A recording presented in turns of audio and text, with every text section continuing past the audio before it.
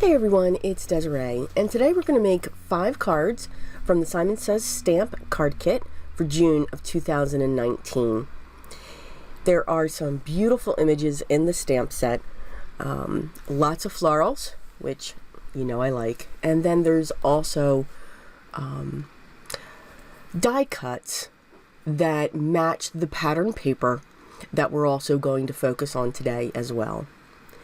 So for the first card, one of the elements that you got in this kit was this bouquet of silk flowers.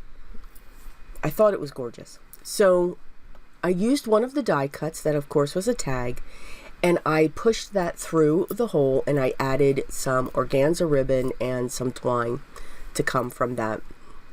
I didn't realize I wasn't recording when I did that. So sorry. I'm going to use my makeup brushes, and I'm using my Gina K Ocean Mist just to put a little bit of a blue hue in the back of this. I'm going to use some Scotch tape, just general Scotch tape, to tape down the bouquet so that it stays in place.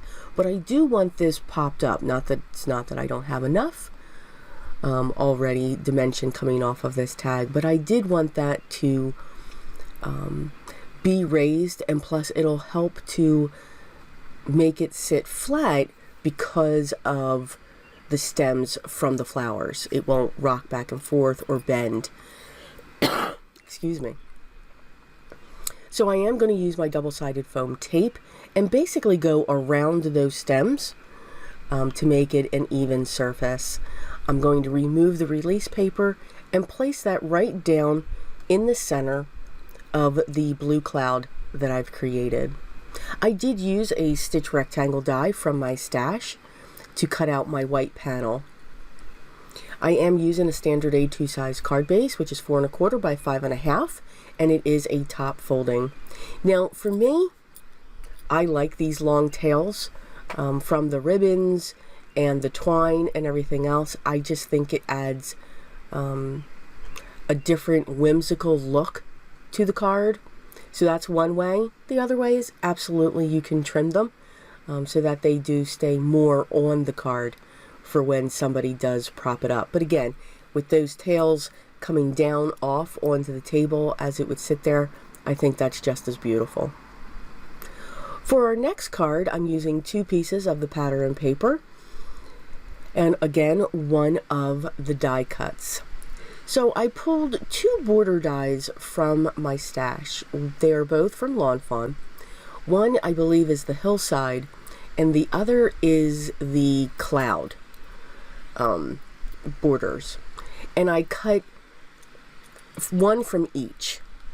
I'm going to kind of mix these 2 borders together on the card. So again, I have my panel where I use my stitch rectangle die, and I'm just going to place these. I want these to overlap. I want the red to be coming out from underneath the lighter pattern paper that I chose. So I'm going to do a little bit different. Again, usually my cards are vertical. They're top folding cards. I'm still going to use my top folding bases, but this time I'm going to make it a side folding. So I'm going to put the pattern paper coming in from the right hand side. Again, I usually, come from the top or something like that. I'm going to set both of the pattern papers on top of each other. I was rubbing that pattern paper so I could feel where the end of the card is so that I knew where to put my tape runner. Once that's down, I'm going to trim both of these from around my panel, and then I'm going to work on this die cut. Now what's great about a lot of the die cuts, when it has a sentiment and a border, they pop out. So I definitely wanted to make sure that I removed the sentiment and just the frame, because I wanted the frame to be raised off of the card. So I'm going to use my foam squares for that.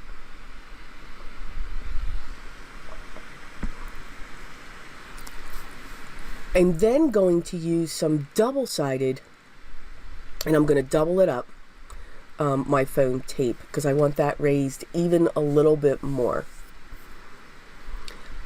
Of course, the vintage photo had to come in. You knew it was going to make a presence, right? If there's florals, there's vintage photo. Usually, yes.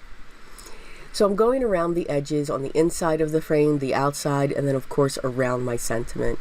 And now I'm just going to remove the release paper and put this down onto the design panel. For some reason I struggle with getting off these release papers. I don't know why. But it could be because of the finger. Know that you're still seeing that, but the finger has healed, finally, and no more band-aids are needed. So sorry about that horrible bandage. That was towards the beginning when it happened. Scissors are sharp, just saying. Once that is adhered, I'm going to bring that down to my standard A2 size card base, and again, it is now side folding. So just a different way to play with the pattern papers. So for card number 3, I'm going to be using my Arteza watercolor paper. They have different brands like Premium and Expert. I am using the Expert brand. I chose the watercolor paper for a couple strange reasons. Let's just say it that way. One, I like the color of it. It's an off-white, but it's not an ivory. It's almost like an eggshell. Okay, so real quick, that's the sentiment that I'm going to use, and I traced around that. My first thought was, I don't know why I pulled the Misty out. So the Misty's going to go away. Okay. I'm using my Simon Says stamp Barely Beige. Now, I do apologize. You will actually barely see these images. All right. But I'm stamping just the leaves. Just this grouping of leaves all around the outside of this frame that I traced. Yeah, you can barely see it. It really is barely there. And I grabbed some of my Copics. Now, I matched the colors of the Copics to what is on the sentiment that I'm using. So the Copics, I have to remember and get those numbers that I used. I believe I am using 97, 99. They'll be listed down below. Yes. I just grabbed some colors. Now, the two colors that I have there are very olive based. Now I'm coming in with my YG17 to brighten them up, which will bring it closer. Oh, there are the colors that I used. Which will make it closer to the shades that are on the sentiment card die cut that I'm using. So by coming in with the base of 93, or the YG93, you can see that's an olive tone. It's got an olive kind of undertone, at least I think it does. When I come in with that next color, that YG95, or no, 99, I'm sorry, that's just deepening that olive color. And again, I'm not worried about it blending. Because by not blending it, it's making it look like it's watercolored, if that's possible. So that's kind of why I went with what I did was. And again, it's just the leaves. There was a long one and then there was a short one. Now, again, paper's awesome because it has two sides. So I pulled out some of my ink pads and I'm using now the Gina K Grass Green, and I'm coming in with the Sprout. I'm calling it the Sprout stamp. And I'm just making sure that I'm going past those lines that I have drawn and just stamping away and filling in around this wreath. There's no rhyme or reason to it, and I don't care if it's not a perfect stamp. Again, I want to mimic the watercolor effect that's on that die cut. There was a card that Christina Werner did where she mirrored, I believe, an image that was close to the one that I'm using here, or it could have been the exact one. It just inspired me to do that, and I've seen people use alcohol markers on watercolor paper, and I loved the effect. So I figured those two things inspired me to create this card. Once all of that stamping is done, I'm going to adhere this panel. This was cut to a very scant 4 1/8 by 5 3/8, and I am putting it onto a black card base. I'm going to prop up the sentiment using some double-sided foam, and I'm going to set that right on top of those images that we just colored.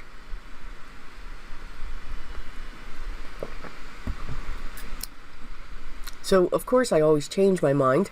So instead of using... The reason why I pulled off the double-sided foam tape was because it was doubled, and I did not want this to sit that high. I am going to pull in my iridescent sequins. You know, if you've watched any of my videos before, they are a staple of mine. They sit very close. I don't even think I put them away.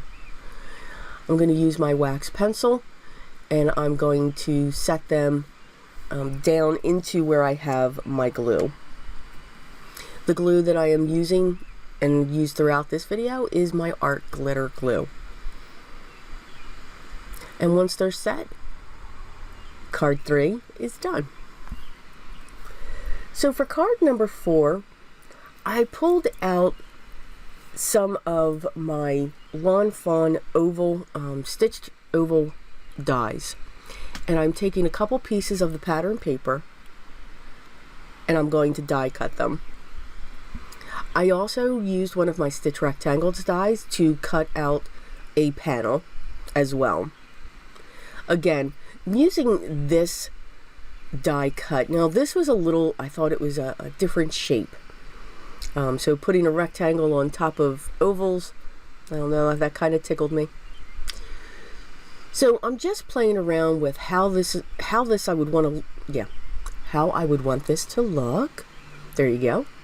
And of course I ran out of my tape runner. I always seem to do that. So I'm real quick grabbing another one.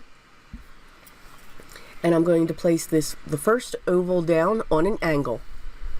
And then I'm going to come in with the second oval, and we're going to prop that one up using some double-sided foam tape. I'm all about dimension. The more dimension we can have, the better. But also knowing that when we add dimension to our cards, we are adding postage to our cards. So mine usually, if I should mail any out, which is funny, I love making cards, but I'm usually donating them. I like to have dimension on them.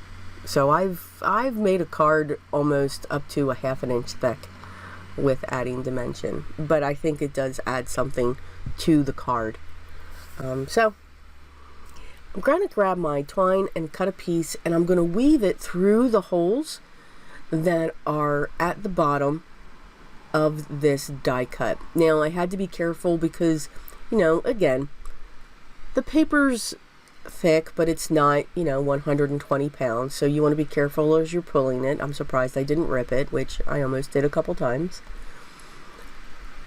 And I'm going to glue this piece directly down because the base is going to be raised because of the twine. I will eventually tie a knot at the base of this. Obviously with my finger the way it is, I cannot tie a bow. Yeah.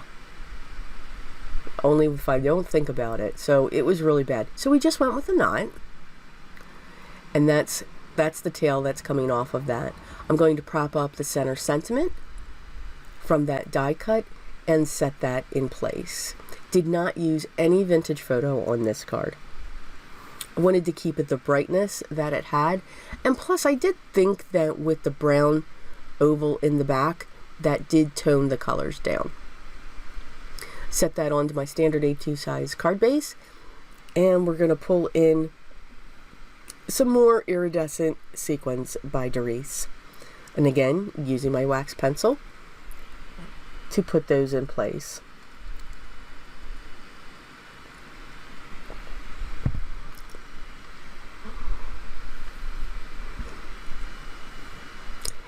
So for our last card, excuse me,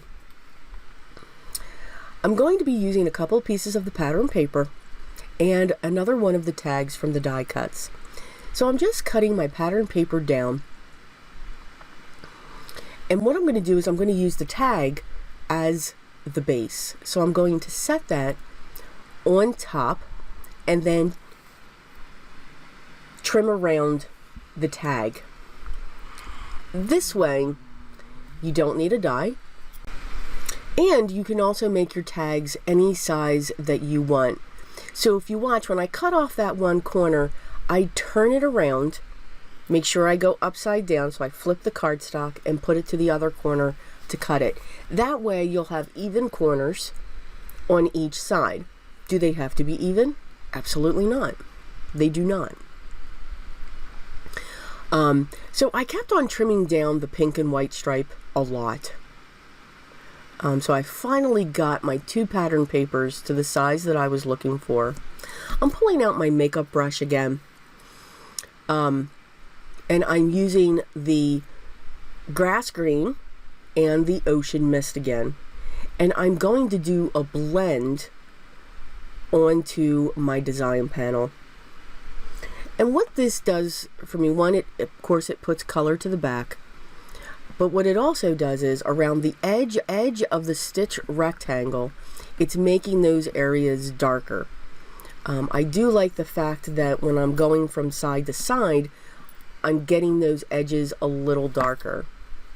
And what I'm working on right now is my tonic glass mat,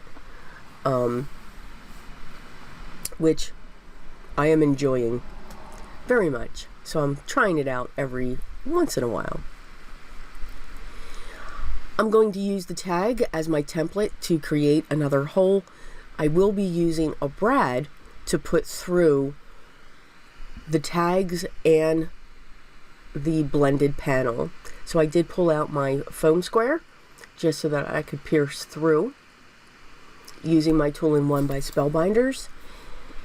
And I have bags of white brads.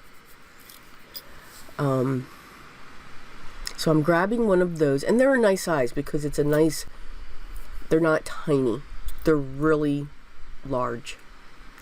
So by putting that on the top, one, it also covers the hole so that I don't have to put a tassel off the top of it, which would have been just fine as well. After I get the brad through everything and I separate the 2 tongs in the back, I do push it down on my mat to make sure that it is as flat as possible. The tags are going to sit on an angle from each other, and I will use some foam squares to put underneath each of them. 1, to give it a little bit of dimension at the edges of them, and 2, to hold them in place. Really, the latter was the more important one so that they would stay in place. I think this is the fastest that I've ever made a bow, so I was really happy with that. And I'm going to set that right up underneath the brad, and I will trim off the edges so that they're not so long. Again, it would be fine if they were. I will use a glue dot to secure my bow in place. And I'll just make sure that the glue dot is underneath the knotted area so that nothing will stick to it.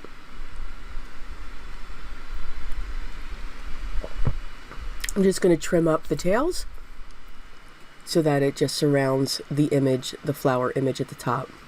Now, whenever I have a brad that's coming through, there's some very thick double-sided tape that I have. It's film tape and I use it to make my glitter panels and so forth. I always like to put that on top of the brad. Not that the card is going to move, but to me that puts like a protection between the metal and the paper, so that it doesn't wear through. If somebody, sometimes people do keep our cards. So I just like to put that barrier there. I'm going to add some glue dots, and at first I was going to add some more iridescent sequins to this card, but I wanted to play around with the glitter duster. It works. Again, I think I have to use it more. To me, the glitter's coming out somewhere else and not where it should. I don't know. I think it's me. See how I'm trying to play with that? Love the bottle. Love the concept of it. But again, I think this was human error. I had more glitter on my mat than I did going out to my glue dots. So, but it did work. So I did like it. I just got to keep playing with it. So those are the 5 cards that we made using the Simon Says stamp June 2019 card kit. I do hope you enjoyed them. All the products that I used will be listed down below. And please, if you have any questions or comments, leave those down below as well, and I'll get back to you as soon as I can. I want to thank you so much for stopping by and just spending a little bit of time with me today watching my video. If you haven't already, I would love for you to subscribe and tune in for my next. And remember, ring the bell so that you know when the next video does come out. I hope everyone's having a great day. Remember, take care, but always remember what's most important. Always be creative.